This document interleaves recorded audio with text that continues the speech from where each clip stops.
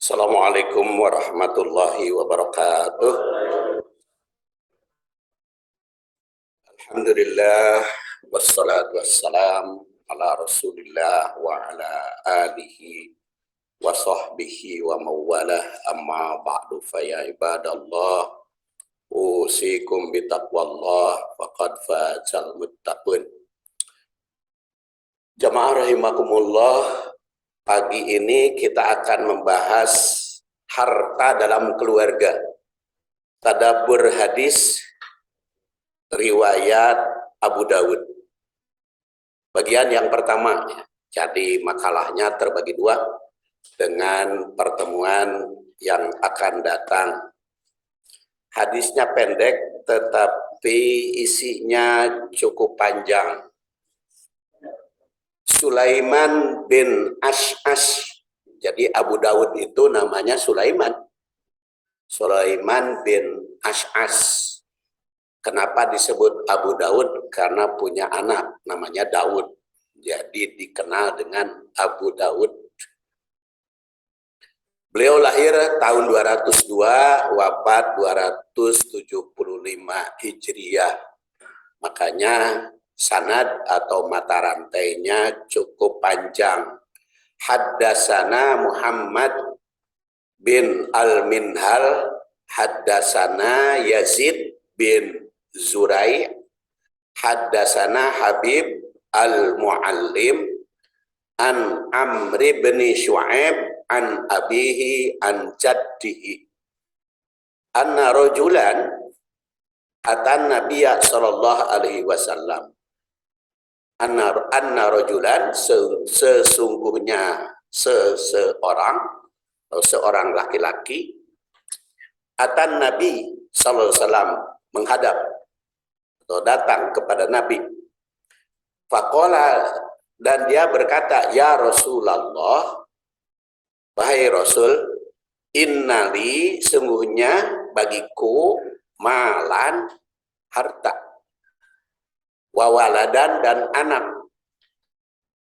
wa inna walidi, dan sesungguhnya ayahku, yahtaj, butuh, mali, atas harta tersebut.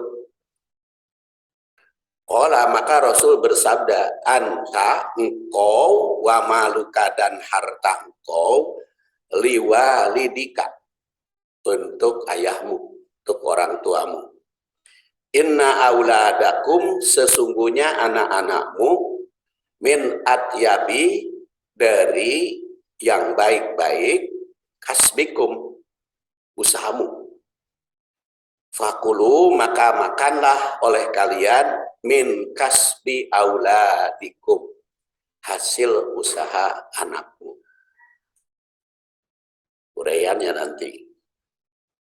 Jadi itu terjemahnya, telah menceritakan kepada kami, kata Abu Dawud atau Sulaiman bin Ash'ash, Muhammad bin Al-Minhal telah menceritakan kepada kami, Yazid bin Zurai telah menceritakan kepada kami, Habib Al-Muallim dari Amru bin Shu'aib, dari ayahnya, dari kakeknya, bahwa seorang laki-laki datang kepada Nabi dan berkata, wahai Rasul, saya memiliki harta dan anak, sementara orang tuaku membutuhkan hartaku.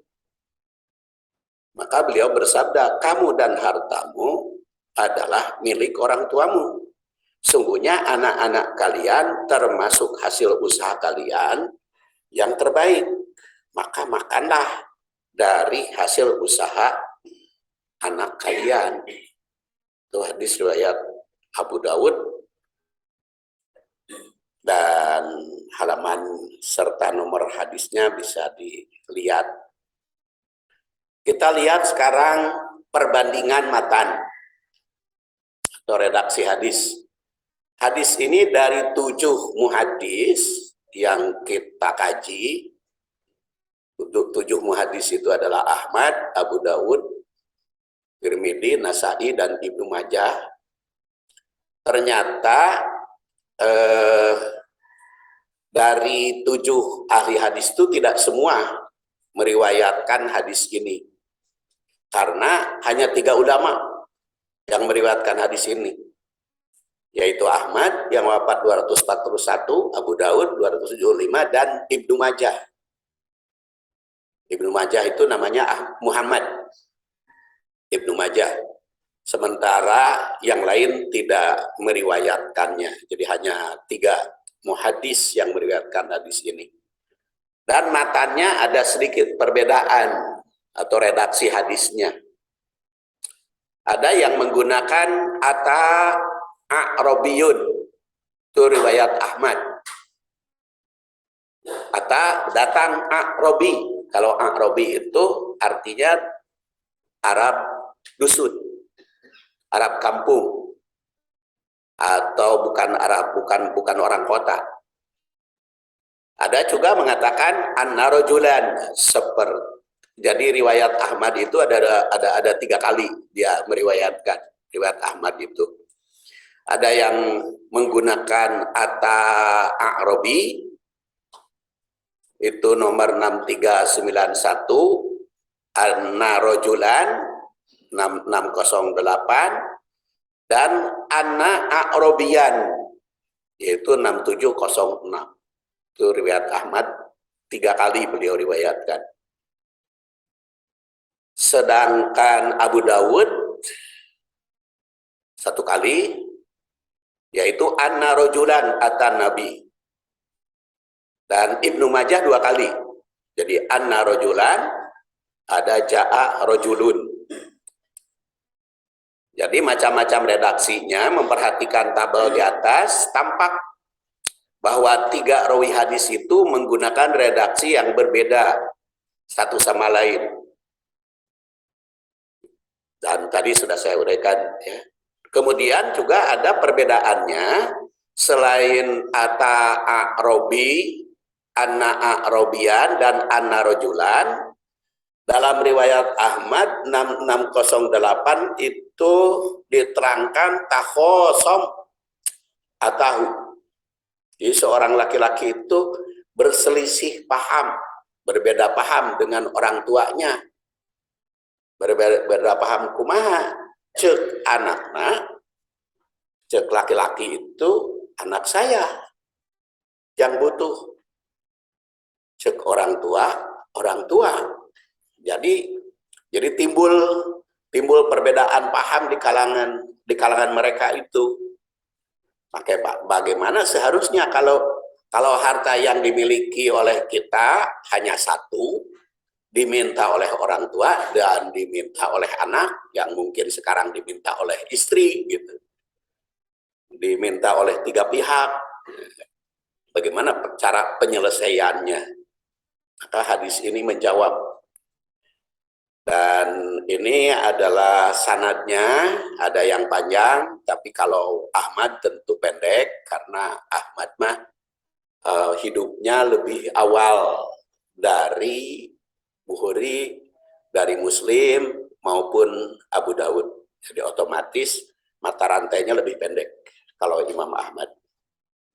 Beda dengan Abu Dawud dan Ibnu Majah. Jadi ketiga rawi menerima hadis ini dari gurunya masing-masing.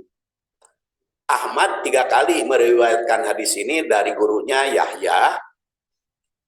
Kemudian itu adalah 6391 Nasir. Kemudian dari Affan, yaitu dari Amr bin Shu'aib. Kemudian dari ayah dan kakeknya Abdullah bin Amr. Jadi Abu Dawud, tetapi kalau kita lihat sahabat yang meriwayatkan hadis ini sama, Abdullah bin Amr bin As. Sekarang kita lihat riwayat Abu Dawud. Pertama, Muhammad bin Minhal, kata Abu Dawud. Nah, beliau ini, Muhammad bin Minhal ini dijuluki dengan Abu Abdillah sebagai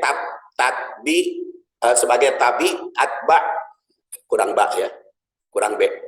Tabi atba.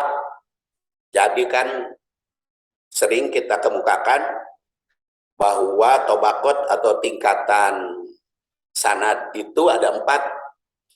Sahabat yang menerima dari Rasul, kemudian sahabat ke tabi'in, tabi'in ke atba tabi'in, dari atba tabi'in ke tabi'ul atba. Jadi Abu Dawud itu menerima hadis dari tingkatan keempat, tabi'ul atba.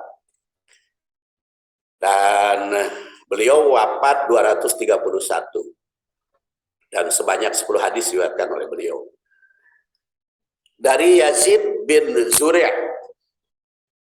Nah, ini adalah atba tabi'in. Dari Habib al-Muallim. Beliau hidup di Basrah. Dan ini wafatnya 130 Hijriah.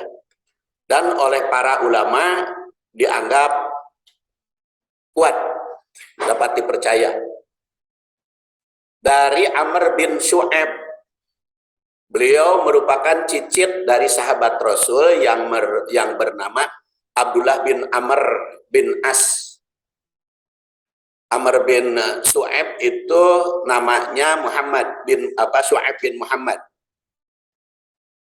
Wafat 118.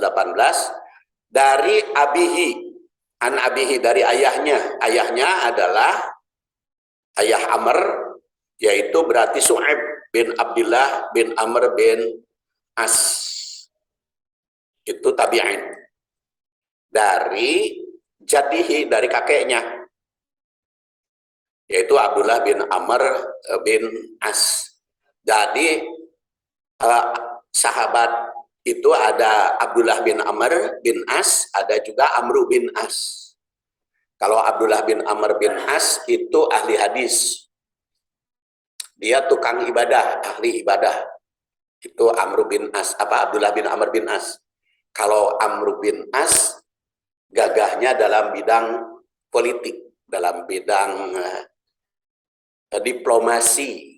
Nah, sehingga oleh Ali bin Abi Thalib itu diangkat sebagai juru bicara ketika mengadakan persidangan dengan Muawiyah.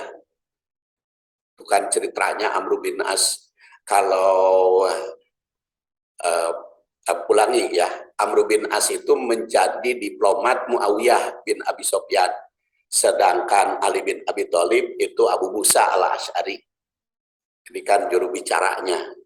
Jadi karena Amr bin As itu hebat politiknya, sehingga pada saat itu dikatakan harus mengundurkan diri dulu semua. Baru nanti diadakan tahkim. Sehingga pada saat itu Ali bin Abi Thalib meletakkan jabatan. Jadi kosong. Karena Ali bin Abi Thalib meletakkan jabatan, maka Amr bin As itu berpidato. Supaya tidak ada kekosongan khalifah, maka Muawiyah diangkat jadi khalifah, Muawiyah bin Abi Sufyan. Maka disitulah timbul kegoncangan di kalangan umat, di kalangan sahabat, sehingga menjadi 3 kelompok. Ada kelompok Muawiyah, ada kelompok ke Ali, ada kelompok 4 kelompok. Ada kelompok Muawiyah, kelompok Ali, ada kelompok Khawarij, ada kelompok yang tidak peduli, tidak peduli. Jadi 4 kelompok. Disitulah muncul perdebatan di kalangan ulama. Karena semuanya sahabat itu. Muawiyah bin Abi Sufyan sahabat, Ali bin Abi Thalib sahabat, Amr bin As sahabat, Abu Musa al-Asy'ari pun sahabat. Kemudian dikompromikan lagi, akhirnya Ali bin Abi Thalib menang lagi, tetapi ya akhirnya terjadi goncangan sehingga Ali bin Abi Thalib ada yang membunuh. Dan membunuhnya itu peristiwanya kan ada tim Jadi tim kaum Khawarij yang diusut oleh munafik, diusut maunya membunuh empat-empatnya.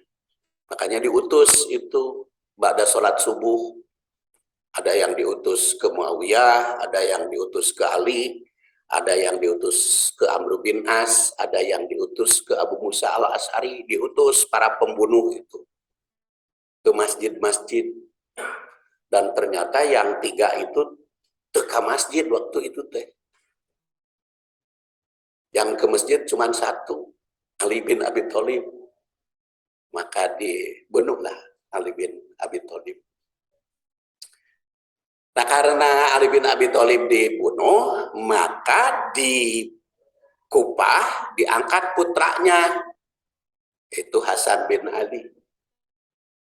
Karena di Kupah diangkat putra Ali, itu Hasan bin Ali, maka tentu saja kelompok Muawiyah tidak setuju. Hanya rame diadakanlah amul jamaah. Hasan bin Ali menyerahkan jabatan kepada Muawiyah bin Abi Sufyan. Jadi Muawiyah jadi khalifah, jadi dipindah dari Kupah ke Damaskus. Jadi yang membunuh itu bukan kelompok Muawiyah yang membunuh Ali itu. Itu adalah kelompok munafik Khawarij yang jadi Khawarij. Kemudian juga Hasan dianggap salah oleh kaum Khawarij. Jadi oleh Khawarij mah semua salah.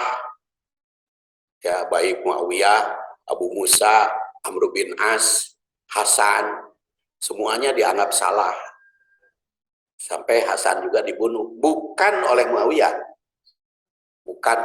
Muawiyah itu di Damaskus. Sedangkan Hasan itu di Kufah. Jadi kan isunya si Ahmad, Hasan teh dibunuh oleh Muawiyah. Itu isunya. Ya. Jadi kelompok Muawiyah tidak ada yang membunuh. Jadi semuanya juga soleh. Nah itu sekilas sejarah Amr bin As, Abdullah bin Amr bin As. Kalau Abdullah bin Amr bin As mah tukang ibadah, jadi sehingga dia kan pernah ditegur oleh Rasul karena tukang ibadah dia terus menerus. Dan tarikhnya kita lanjut. Historis hadis ini tersirat pada riwayat Ahmad yang wafat 241, ini bukan Ki ya, 164, wafat 241, yang mengisahkan seorang sahabat berbeda paham dengan ayahnya tentang harta.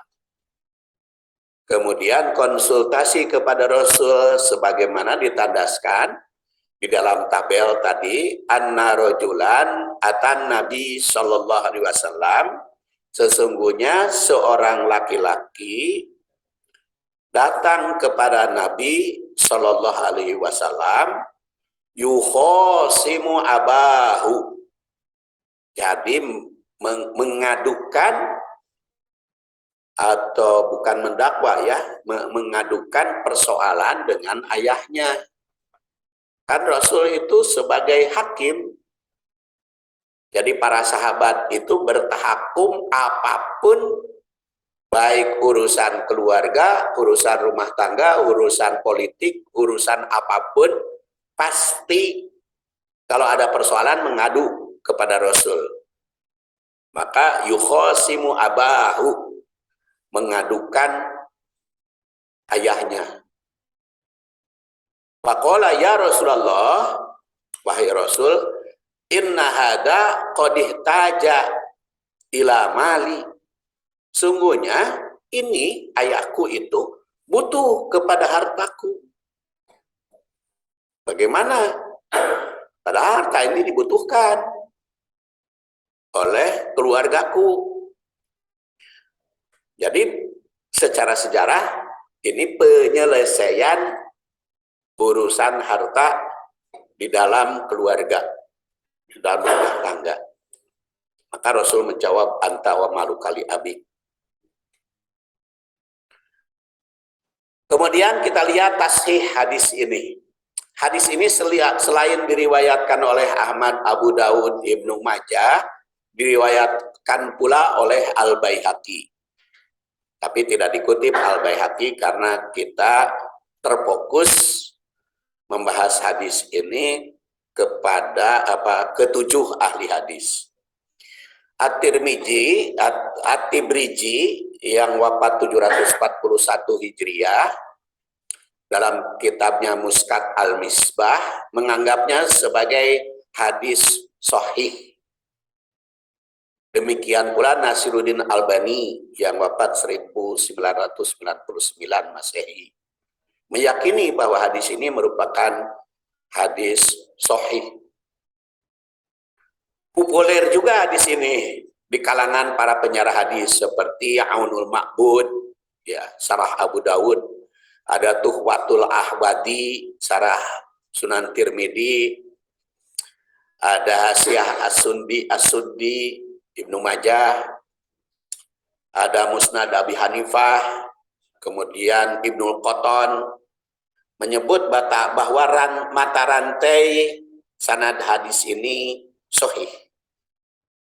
Jadi seluruh ulama menganggap hadis ini sebagai hadis yang sahih, bisa dijadikan dasar. Sekarang kita lihat tahlil syarah. Anna rajulan atan nabiyya sallallahu alaihi wasallam. Anna sesungguhnya rajulan laki-laki, seorang laki-laki datang an-nabiyya kepada Nabi. Pakola dia berkata. Jadi laki-laki yang menghadap Rasul itu tidak disebutkan namanya. Mungkin karena berkaitan dengan kelemahan, kan konsultasi perdebatan dengan orang tua. Jadi boleh jadi oleh sahabat atau oleh tabi'in itu oleh sahabat ya, tidak disebut namanya. Karena ini urusan orang yang konsultasi. Ada yang bertanya tentang permasalahan keluarga, maka namanya tidak disebut.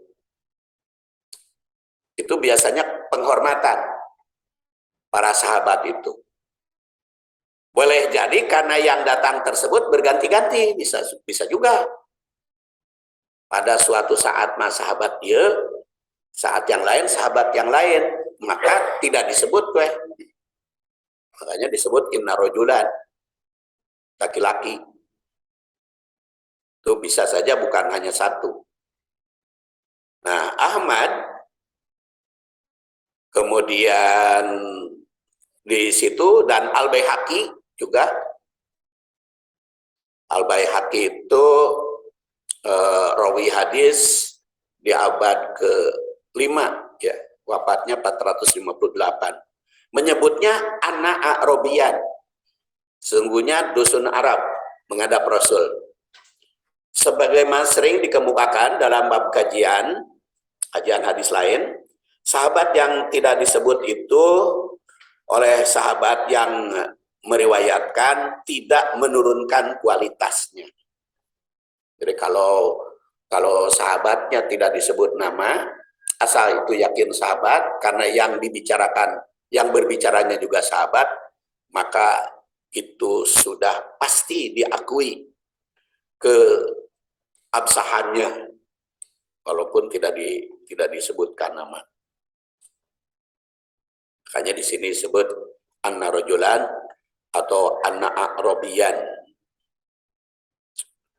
Dan di sini Ibnu Majah meriwayatkan bahwa yang menceritakan seorang laki-laki datang kepada Rasul itu Jabir bin Abdullah. Jadi kalau kata Ibnu Majah bukan hanya Abdullah bin Amr bin As, juga Jabir bin Abdullah bercerita. Jadi jelas sahabat ini dapat dipercaya.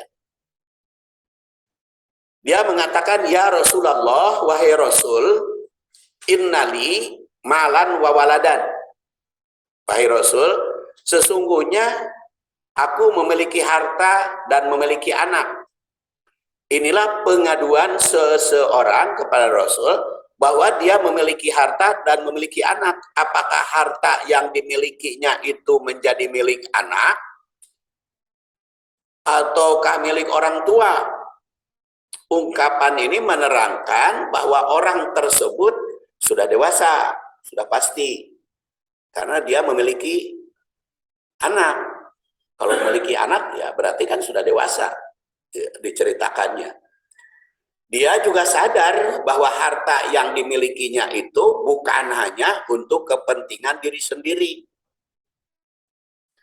Tapi ada hak keluarga lain. Dia juga sadar bahwa dari hartanya ada hak untuk anak. Kan dia berkewajiban untuk menafkahi istri, anak, utamanya bila masih kecil. Anak itu bila masih kecil ya.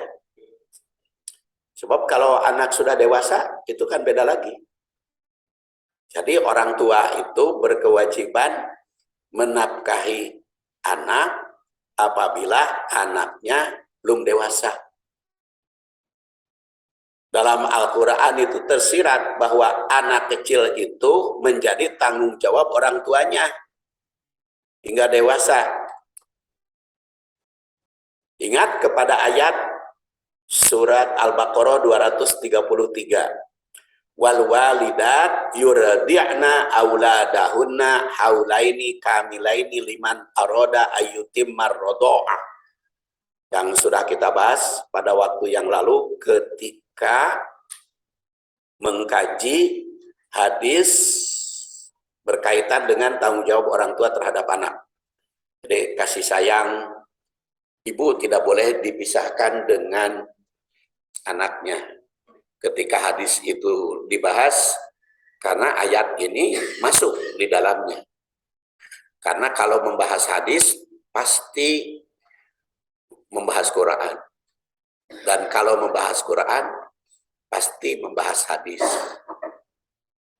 Kenapa? Karena kalau membahas Quran, kan penjelasannya hadis. Kalau membahas hadis, kan sumbernya dari Al-Quran. Cuman terfokusnya aja berbeda. Nanti kalau Pak Jajang sama Pak Usep lebih banyak Al-Quran mengkajinya di sini. Kalau saya terfokus kepada hadis. Jadi disorotinya begitu. Jadi wal walidat yurdina auladahunna haulaini kamilaini liman aroda ayyutimar rodha'ah. Itu tanggung jawab ibu terhadap anak. Dia mulai dari mengandung, menyusui, dan menyusuinya sampai 2 tahun. Wa alal mauludi lahu, nah ini wa alal mauludi lahu, kalau kita terjemahkan wa alal mauludi itu wa ala atas al maulud yang dilahirkan lahu baginya, dan atas orang yang dilahirkan baginya, maksudnya apa itu? Itu bapak. Jadi anaknya milik bapak. Wa alal mauludi lahu, kewajiban bagi bapak, rizquhunna, memberi rezeki kepada ibunya yang menyusui, wa kiswatuhunna, dan memberi pakaian. Kenapa tempat tinggal tidak disebut? Di sini mah hanya pakaian dan makanan. Karena kalau tempat tinggal mah bisa bebarengan. Jadi ibu kalau tempat tinggal mah tidak wajib dibere istri teh. Yang wajib dibere itu adalah makanan dan pakaian. Jadi kalau tempat tinggal mah bukan dibere, ditempati bersama. Jadi di dalam Quran itu tidak ada tentang sunnah yang diberikan. Yang ada di dalam Al-Quran itu askinuhunna, tempatkan istrimu, min haitsu sakantum, di tempat tinggalmu. Jadi di tempat tinggalmu itu bisa milik suami, maka istri bertempat tinggal dengan suami, bisa BTN, bumi tilas dini, atau bayar tapi nyicil, bisa juga kontraktor, hasil kontrak. Jadi kalau rumah mah bukan menjadi milik istri. Kecuali kalau suami mengikrarkan. Makanya para ibu minta jelas saja kepada suami, ai ieu teh rumah saha gitu. Ya, rumah suami atau rumah istri atau rumah berdua, tanya aja. Kalau suami rumahnya banyak kan bisa minta hiji. Jadi itu tergantung ikrar kalau rumah mah. Kalau tidak ada ikrar ya tetap milik suami, kalau hasil suami. Tapi kalau istrinya ikut, ya ikut juga. Sebab ternyata di Indonesia mah kalau nganyuk rumah, istri juga ikut tanda tangan. Saya dulu itu waktu nganyuk rumah Riung Bandung, kan pada saat itu saya lagi banyak tugas umroh ya. Sebulan itu cuma di Bandungnya 10 hari, pasti kembali lagi. Sehingga sulit kalau saya harus nanda tangan gitu. Jadi ya saya kasih surat kuasa, istri saya yang ngurus-ngurus. Nah seperti itu kan otomatis punya saham. Gitu. Jadi jangan karena tadi berdalil di dalam Al-Quran tidak ada berikan rumah, tapi statusnya seperti apa? Ya karena ini kan kita berbicara tentang harta ya, harta di dalam rumah tangga, jadi kan itu dia sudah pasti. Jadi itu tergantung kepada bagaimana cara mendapatkan harta itu. Tapi kalau hasil usaha segala-galanya hasil usaha suami, ya otomatis milik suami. Jadi tidak otomatis menjadi milik istri. Tetapi kalau suami meninggal, si istri harus harus diizinkan menempati tempat tinggal suami selama 1 tahun. Jadi sebelum kalau pembagian waris, kalau seorang suami meninggalkan istri dan anak, nah maka si istri yang ditinggal wafat oleh suami, dia itu punya hak untuk menempati harta peninggalan suami selama 1 tahun. Dan menggunakan harta suami sampai 1 tahun. Jadi kalau pembagian waris itu dibagikannya sebelum 1 tahun, maka harus dihitung dulu untuk hidup sang janda sampai 1 tahun. Baru nanti 1 tahun dieksekusi berapa hak anak, berapa hak orang tua almarhum. Tapi kalau putranya perempuan semua, ada hak saudara. Tapi kalau ada anak laki-laki, maka saudara tidak dapat. Tapi kalau tidak punya anak laki-laki, maka saudara dapat. Makanya sering saya katakan, kalau anak kita terdiri dari laki-laki dan perempuan, bersyukur kepada Allah karena harta kita akan jatuh ke anak. Tapi kalau anak kita semua perempuan, bersyukur kepada Allah karena harta yang ditinggalkan kita bukan hanya untuk anak, tapi juga untuk saudara. Kadang-kadang kan kita karena anak kita perempuan geus diatur keur hirup. Bagi-bagi waris teh ka anak teh kunaon geus diatur teh hirup sabab lamun abdi maot bukan hanya ke anak tapi karena saudara mani kumet ting teh geus maot mah. Jadi kudu bersyukur kalau kita meninggal saudara dapat. itu bersyukur, itu kan sodako. Peperihan kerhirup kurang teh sodako hararese, cing atuh ai keur maot mah bagi kepada saudara itu. Ya, bersyukur. Bagaimana kalau tidak punya anak? Ya bersyukur, berarti harta kita tidak turun ke anak, tapi kepada orang lain. Kan bersyukur juga, itu kan sodako. Karena geus maot mah teu butuh tah. Ya mah saya mah aneh gitu ya. Harta teh gus diatur gitu keur hirup teh. Bisi ku batur. Nah, tuh urang teh da geus maot mah ku batur geheg wae, da teu butuh. Dan yang dibawa ke kuburan mah bukan harta. Si amal ya. Jadi ya bebas aja lah warisan mah. Jadi warisan itu diatur setelah meninggal aja. Nggak usah diatur dari awal. Ya kembali ke tadi. Jadi wa alal mauludi lahu rizquhunna wa kiswatuhunna. Tanggung jawab bil ma'ruf, secara ma'ruf. Ma'ruf itu apa? Ma'ruf itu mastahsanahu syar'u wal aqlu. Begitu kata Wahbah Zuhaili dan kata Al-Marogi. Mastahsanahu syar'u wal aqlu. Yang dianggap baik oleh akal dan syara. Tapi la tukallafu nafsun illa wusaha, tidak memberatkan, wala tudor walidah bi waladiha, jangan menjadi madarat baik orang tua oleh anaknya maupun suami oleh anaknya, orang tua oleh anaknya, wa alal waris misru dari, begitu pula ahli waris yang baik. Jadi dalam ayat ini jelas bahwa anak yang masih kecil secara ekonomi tanggung jawab ayah. Sang ibu menyusu sejak melahirkan hingga usia 2 tahun. Tadi haulaini kamilaini.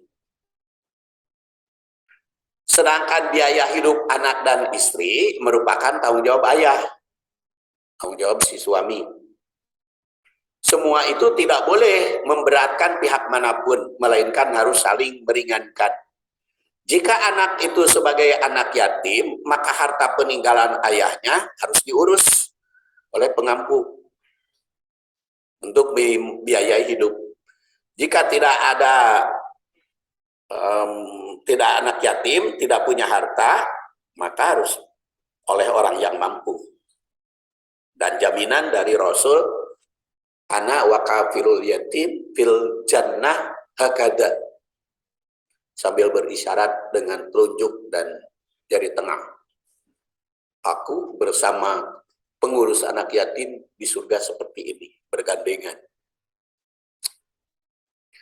Namun jika anak yatim itu menjelang dewasa, mesti diuji kemampuannya mencari atau mengelola harta. Jadi jelas harta orang dewasa ada hak untuk menyantuni anak. Sampai usia berapa tahun? Tadi kan dewasa ya. Yang menjadi tanggung jawab orang tua itu sampai berapa tahun? Kita perhatikan ayat surat An-Nisa ayat 6. Wabtalul yatama hatta idza balagun nikah. Uji anak-anak yatim hatta idza balagun nikah, sampai usia nikah. Fa in anastum minhum rusdan, dan apabila kamu anggap di antara mereka rusdan, sudah dewasa, fadfa'u ilaihim, serahkan kepada mereka amwalahum, harta mereka. Wala ta'kuluha, jangan kamu makan isrofan wa bidaron, berlebihan. Ayat baru hingga dewasa. Waman kana ghaniyan, kalau kaya falyastafif, menahan. Waman kana fakiron falyakul bil ma'ruf, makan sesuai dengan perhitungan. Jadi kalau ngurus anak yatim, kebetulan anak yatim itu kaya, maka pengurusnya boleh saja memakan karena butuh, seperti yayasan ya, yayasan anak yatim. Kalau Muhammadiyah makan anak yatim itu do'afa, ada yayasannya, ada panti asuhan. Kenapa Persisma tidak punya panti asuhan? Karena Persisma beranggapan bahwa anak yatim itu diurus oleh pengampu, oleh orang dewasa, saudaranya, bisa pamannya, bisa siapa saja. Tapi kalau di Muhammadiyah mah justru dikelola secara profesional. Maka di situ kan yang nyumbang-nyumbang itu kepada anak yatim, maka bagus nama nyumbang teh kepada pengasuhnya, memberinya kepada pengasuh. Dan itu pengasuhnya kan boleh memakan, jadi sesuai dengan gajinya. Idza dafatum ilaihim amwalahum, dan apabila menyerahkan, kalau sudah dewasa tong diurus wae anak yatim teh geus dewasa mah. Diuji kedewasaannya setelah ada kedewasaan. Kalau dia punya harta diberikan,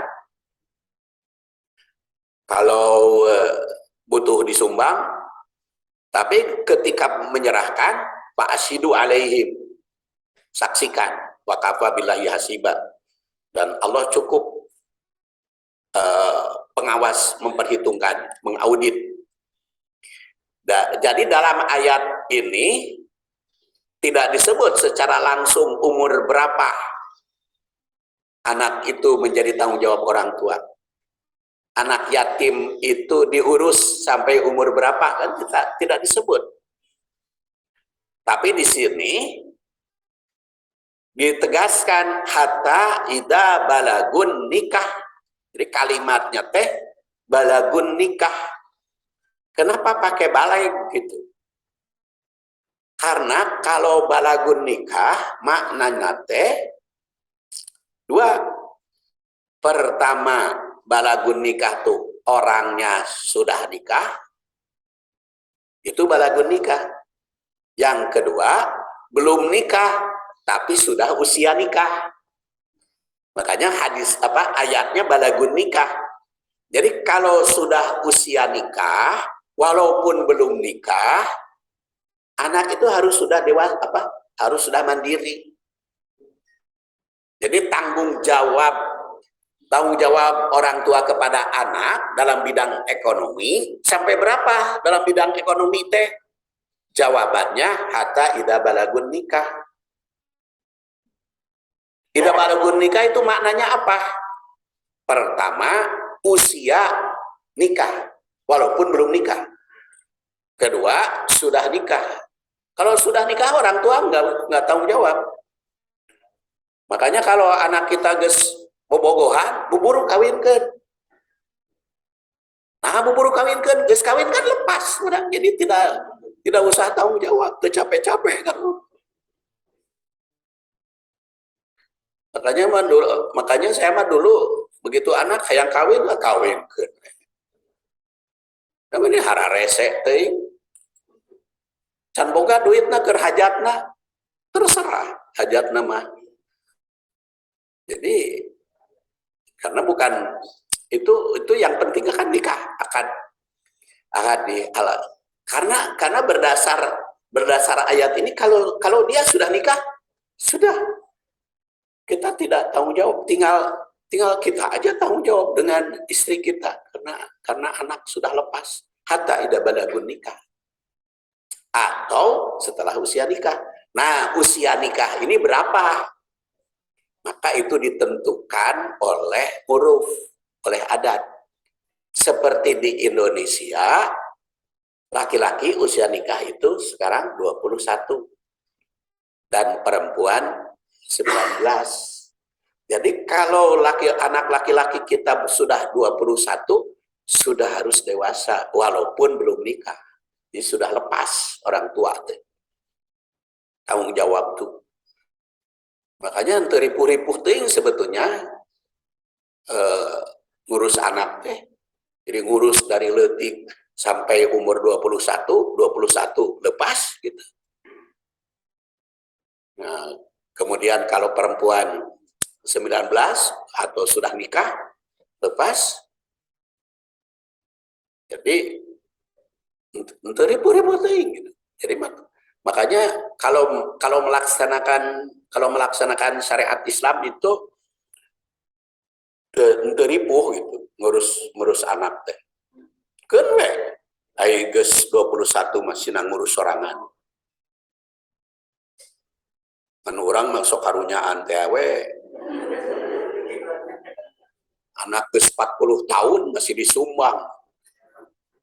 40 tahun mah bukan orang tua nyumbang, anak nu nyumbang kolot. 40 tahun mah. Tuh kan, tidak mampu.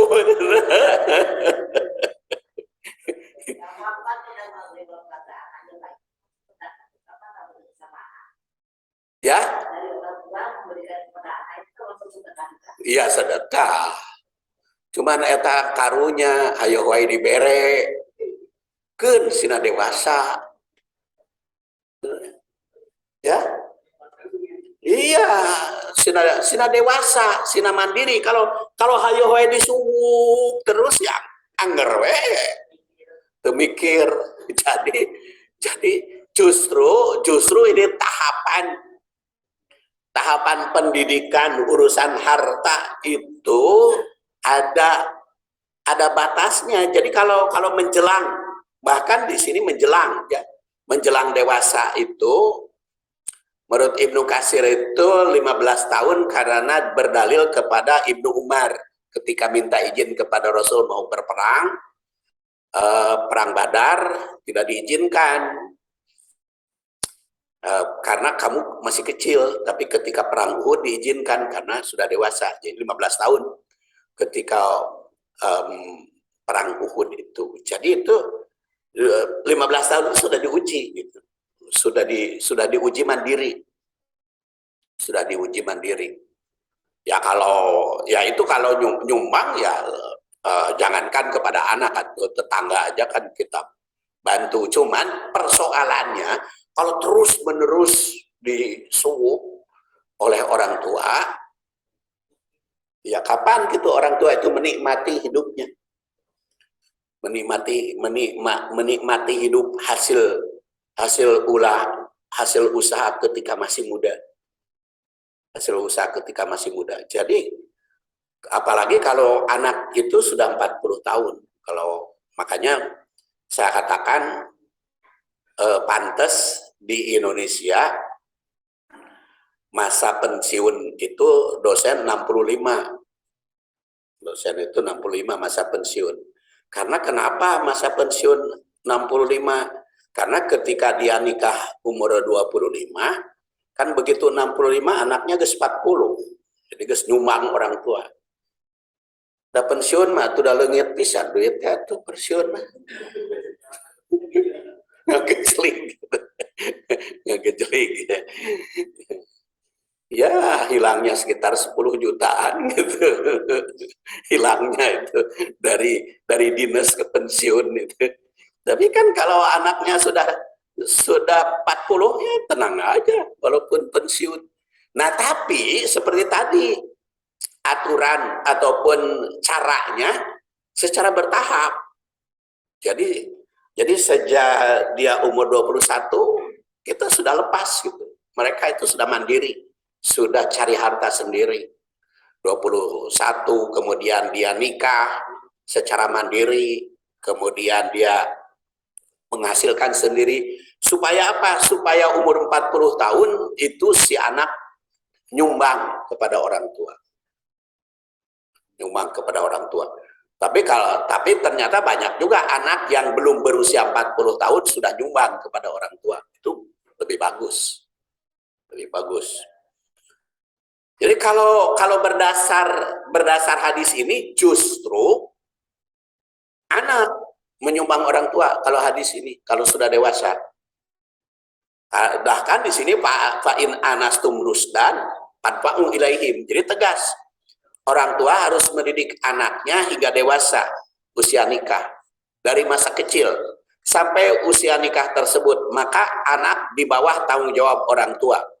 Siapapun tidak boleh menyerahkan harta kepada anak yang belum dewasa. Jadi kalau anaknya belum dewasa, jangan kita percayai.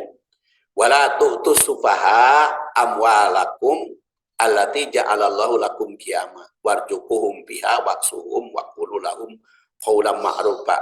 Jangan diserahkan kepada harta yang belum dewasa. Jadi kalau anak itu belum bisa ngatur, jangan diberikan kepercayaan ngurus harta. Jadi ayat ini berlaku umum, bukan hanya pada anak, pada siapapun. Orang yang belum bisa mengelola, jangan diberi kepercayaan ngurus harta. So, kalau itu bisa suami, bisa istri, ya. Latu tu supahama. Supahama bisa laki-laki, bisa perempuan, bisa orang tua, bisa anak. Karena supaha tidak bisa ngurus. Makanya suami istri, kalau suami tidak ngurus, ya udah serahkan aja kepada istri yang ngurus harta. Kalau istri tidak bisa ngurus, ya pegang suami. Kalau suami istri tidak bisa ngurus, ya cari bendahara lah yang ngurus harta. Jadi itu bagusnya. Ada yang pengelola harta rumah tangga, ada yang memanage. Sebab kalau diserahkan kepada yang tidak bisa ngurus, itu bisa jebol. Bisa jebol. Banyak rumah tangga yang hartanya banyak, tapi habis terpuguh, itu karena tidak bisa ngurus. Karena tidak bisa ngurus. Jadi ayat ini berlaku umum ya, baik anak, orang tua, suami, maupun istri. Anak yang belum dewasa, jangan diberi kepercayaan penuh mengurus harta siapapun.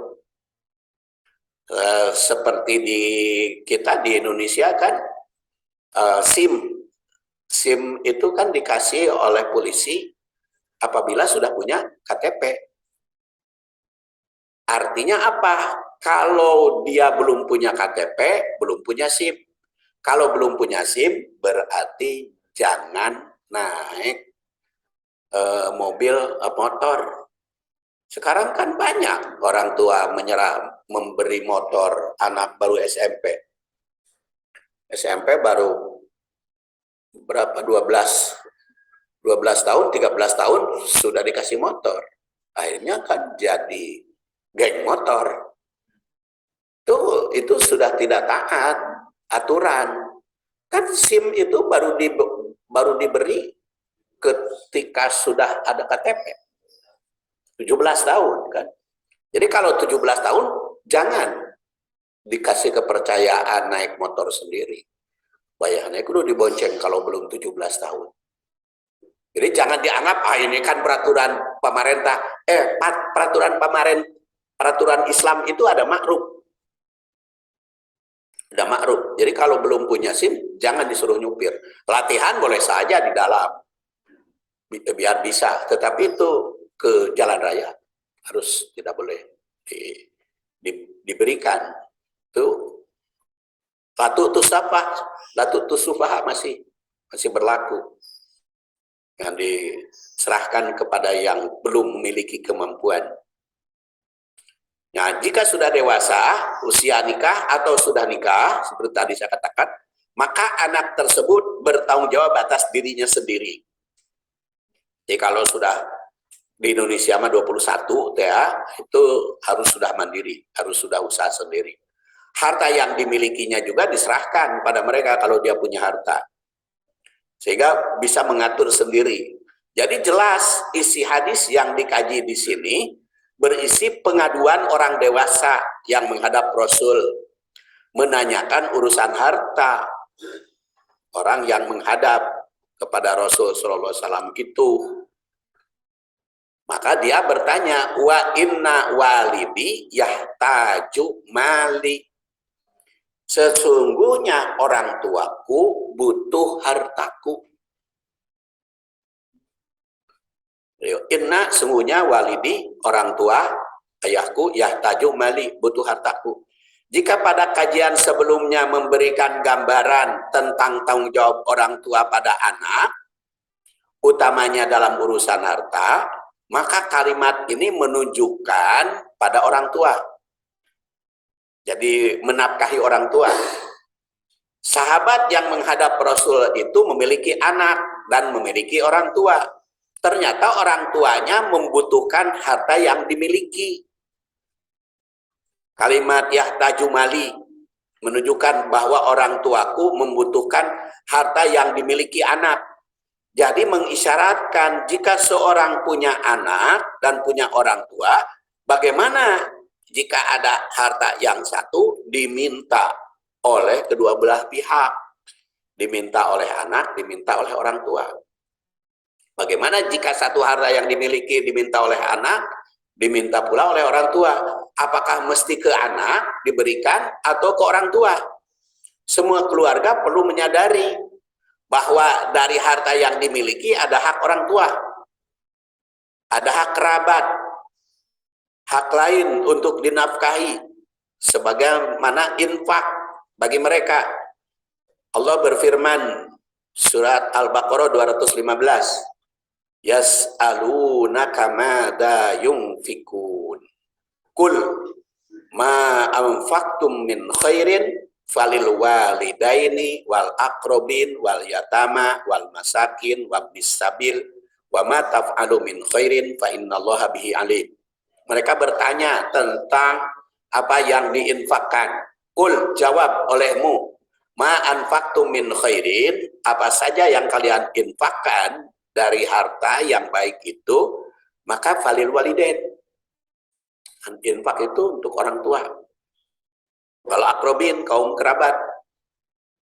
Ya, tadi ibu bersodakoh kepada anak, yaitu sodakoh. Tapi bagusnya mah anak kepada orang tua, falil walidain. Ya, bukan orang tua kepada anak, anak kepada orang tua, karena nu diutamakan falil walidain. Jadi, anak kepada orang tua.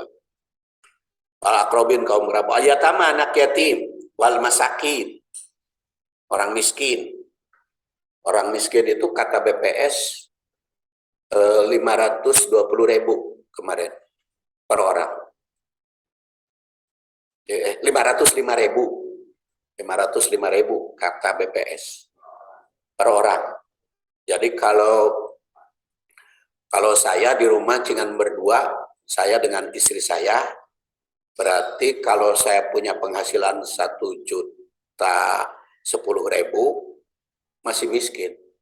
Tapi kalau pensiun saya 1.700.000, 1.800.000, bukan miskin saya. Makanya tuh minta-minta.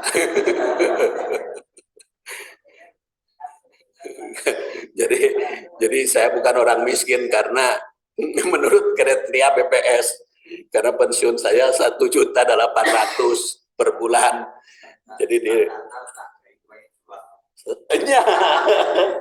kan diajukan kemarin juga, no, cuma 505.000, standarnya rendah. Kan 500.000 dibagi 30 hari ya, berarti kan 15.000. Nggak masuk itu cukup.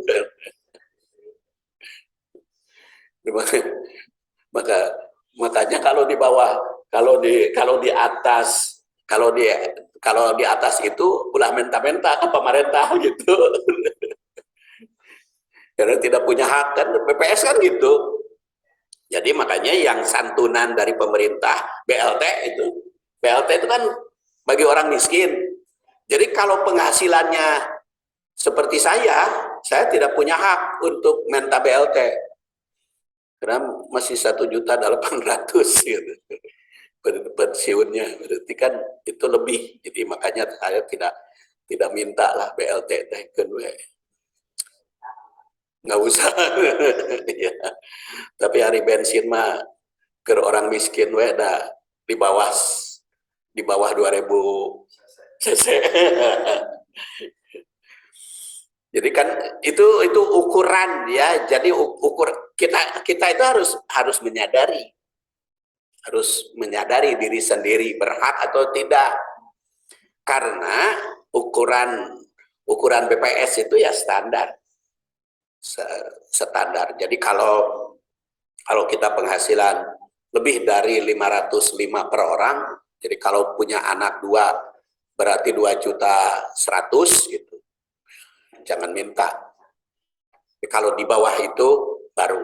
Kalau berdua beda lagi. Nah itu falil waliden wal akrobin wa yatama. Makanya saya tidak boleh minta kepada pemerintah ya, kepada siapapun sebagai miskin. Tapi kalau kepada anak makan boleh. Makanya mintanya kepada anak saja. Wal yatama wal masakin wabnis sabil, karena anak eta palil waliden ya. Palil waliden. Makanya kepada anak we minta. Itu jadi tinggal WA aja. Jadi iya butuh berbayar listrik langsung dia bayar gitu. Internet dia bayar, hayang makan golosor gitu. Kalau kepada anak paling enak. Makanya dipikir-pikir anak teh kudu banyak. Kalau sudah jadi kalau sudah dewasa mah terasa punya anak teh geuning saeutik opatnya. Kenapa saeutik? Ya Pak, coba lamun genep mah pan tiditu aya, tiditu aya.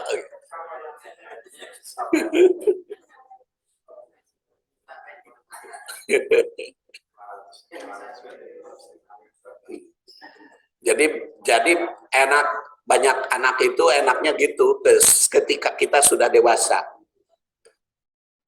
Makanya buku saya itu judulnya usia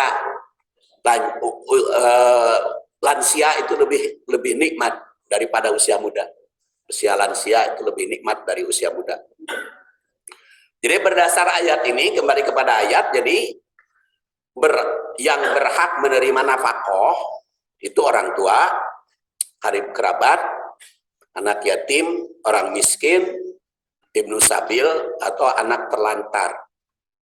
Jadi di sini tidak disebut anak, karena kerabat aja gitu, karena anak mah bukan karena anaknya, tapi karena masih kecil tanggung jawabnya. Jadi kalau anak sudah dewasa mah bukan tanggung jawab orang tua. Persoalannya bagaimana jika semua yang disebut dalam ayat ini hadir dan membutuhkan sesuatu yang dimiliki, kepada siapakah harus diprioritaskan? Inilah inti yang ditanyakan sahabat. Innali malan wa waladan wa inna walidi yahtaju mali. Sungguhnya aku punya harta, punya orang tua, sedangkan orang tua membutuhkan harta yang dimiliki. Kepada siapakah diprioritaskan? Apakah kepada anak dulu, ke istri dulu, atau ke orang tua dulu? Maka jawabannya bersambung.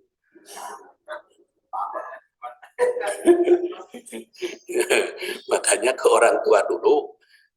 Jawabannya sudah dijawab, cuman bagaimana caranya kita akan bahas di waktu yang akan datang. Dan sekarang mah jam 6 kurang 10 sudah waktu duha. Tapi ada pertanyaan dulu, Mangga? Silakan. Mangga.